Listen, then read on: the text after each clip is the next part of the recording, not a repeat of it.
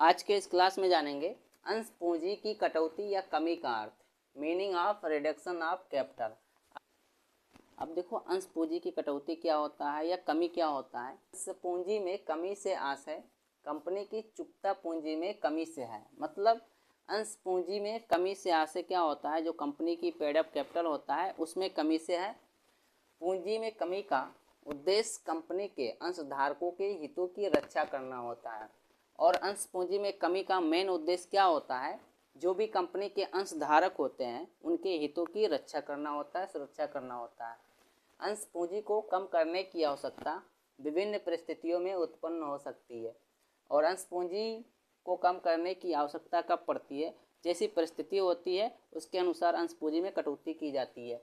उदाहरण के लिए संचित व्यावसायिक घाटे का कम होना। ठीक है, पहला पॉइंट हो जाएगा संचित व्यावसायिक घाटे का कम होना। तो ऐसी स्थिति में अंश पूंजी में कटौती होती है। या संदिग्ध मूल्य की संपत्ति होना तो कटौती होगी या कमी होगा। मूल पूंजी में कमी होना या कंपनी के पास अधिक मुनाफे के अन्य संसाधन हो आदि, ये सब जो है अंश पूंजी में कटौती करने के एग्जाम्पल हैं।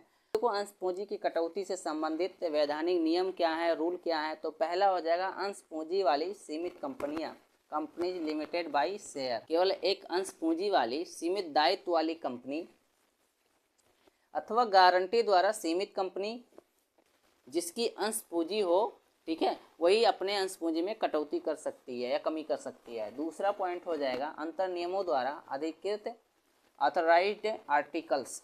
अब देखो, इसमें क्या होता है, कंपनी की अंश पूंजी में कमी तभी की जा सकती है जब उसके अंतर नियमों ने उसे ऐसा अधिकार प्रदान किया हो करने के लिए।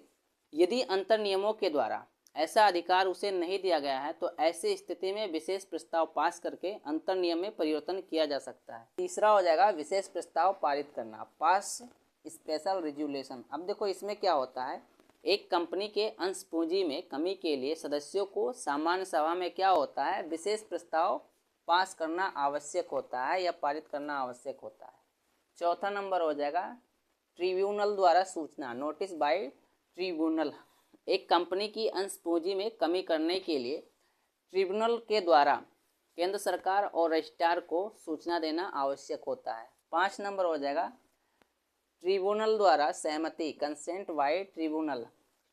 यदि ट्रिब्यूनल संतुष्ट है कि कंपनी के प्रत्येक लेनदार के ऋण अथवा दावे जो है सुरक्षित हैं या उसकी सहमति जो है प्राप्त की गई है, तो वह जो है अंश पूंजी में कमी के प्रस्ताव पर सहमति देती है।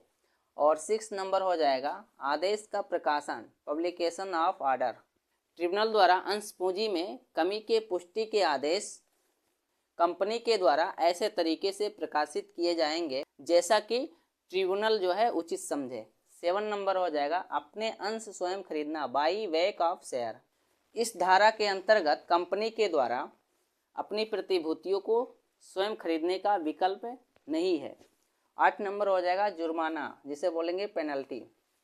यदि कोई कंपनी इस अधिनियम के प्रावधानों का अनुपालन करने में विफल हो जाती है तो ऐसी स्थिति में उसे जुर्माना देना होगा, पेनल्टी देना होगा, जो 5 लाख से कम नहीं होगा परंतु 25 लाख तक हो सकता है।